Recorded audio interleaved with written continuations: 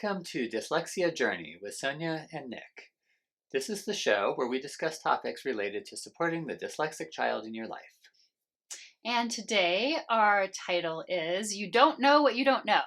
So basically what we're getting at here is the challenge of understanding your child's experience when, we're not really inside of their brains. Exactly. So we have three things that we didn't know until we knew that we're going to cover today.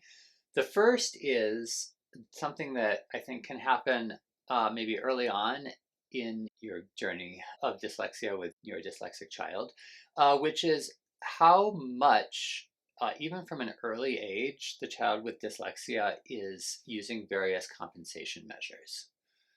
Right. So there are all kinds of ways that children with dyslexia might be compensating in order to deal with school or what they're supposed to be doing or just the actual learning. Maybe sometimes because they're trying to sort of hide. I think we have a perception that it's like about hiding their weakness in these ways. And sometimes I think it is. I think it's also purely strategies for learning, right? They're sort of trying to figure out their own ways to learn in their own way. So one example we have of that was our daughter, very early on in the reading journey of school, I guess kindergarten and first grade in particular. Mm-hmm.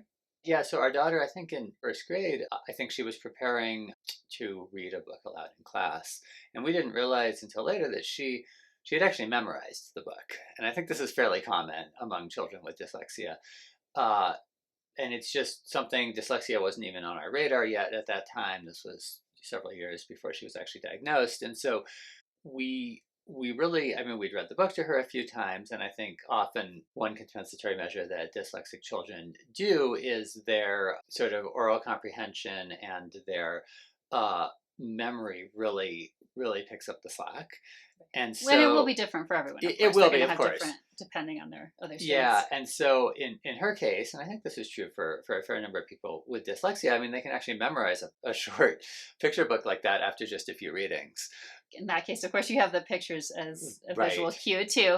But an interesting thing about it is that in one of the first testing she did later, and I don't know if this is held as she's learned to read better, so she hasn't had to rely on memory as much, but because she'd been strengthening that skill so much, they said that she was at like a graduate school level in memorization. Right. So she'd been strengthening that skill so much that it was just off the charts, which is kind of an interesting tidbit about that. So compensation and all these different kinds of ways that you might not realize are happening is one particular thing where you might not realize what's going on. So another one is what the actual experience of trying to read feels like for someone with dyslexia. And there's really no way that we're ever going to completely be in someone's brain or be able to have their perceptual experiences for this. But what's interesting is, and I think this is just a psychological bias everyone has as a human, it's the you don't know what you don't know thing. You think you know.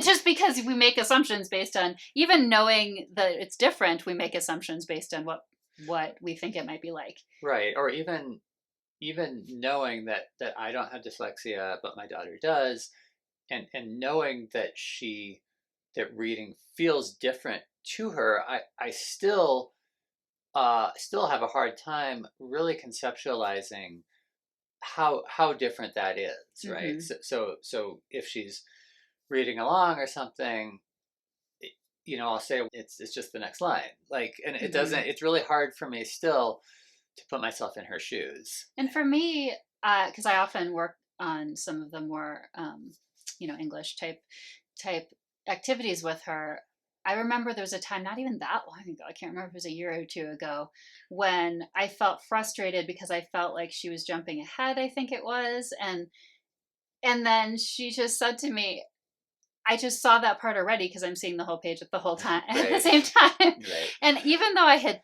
kind of known that already, it's not like she'd never said that phrase, I see the whole page at the same time before, but it just making that connection when I wasn't seeing it that way was really difficult.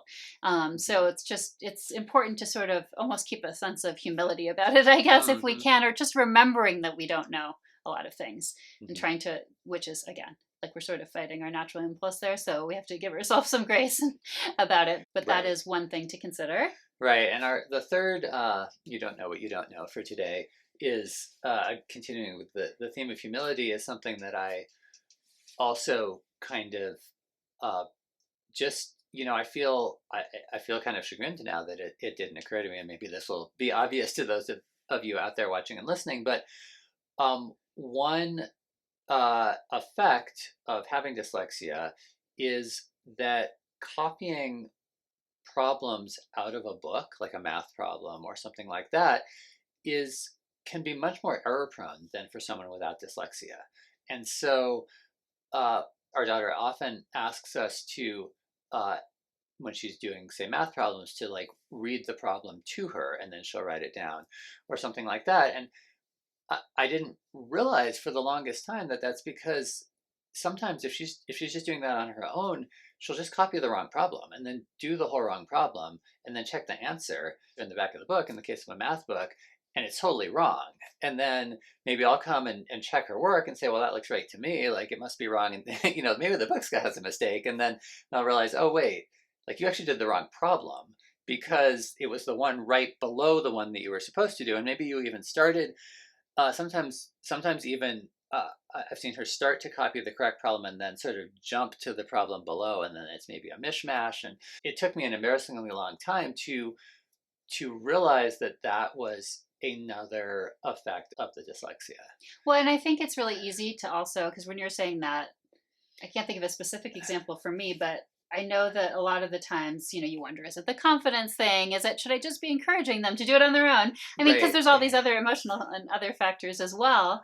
So I can see how you could also easily think, oh, you can read that problem to yourself or something. But then, in that case that you're talking about, look at how much extra time that would be to do an Mm-hmm. entire other math problem that you didn't have to do. Right. So it can be important to keep in mind that there can be those kinds of things that they just really, like the extra help um, can really just make things so much more efficient Right. for them. Right. Yes, it does feel like sometimes that we want to be encouraging them to do more and more on their own, and it's always a balance between they do need to be able to know how to read a math problem to themselves and solve it because you're not going to be there with them on their test. Although when we talk about accommodations, we can talk about some accommodations that some children might need around even exams in math and science.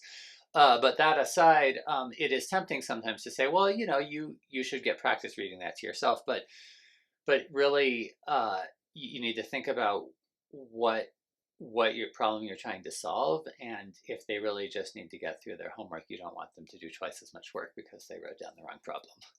Right. So hopefully, giving you some very specific examples like this is helpful for all of us trying to get our mind around some Hmm. of the ways this can crop up. I mean, I think it's impossible to foresee all of them. Um, but I think it can be helpful to have the mindset of sort of being on the lookout for them when possible. Yeah. So, All right. Well, thank you. Thank you for listening or watching today. We really appreciate your support. yeah, and we're doing this both as a podcast and on YouTube, and we're trying to reach as many people as possible. So, if on YouTube you could give us a like and subscribe, that would be really helpful. And on a podcast, if you could leave us a rating and a review.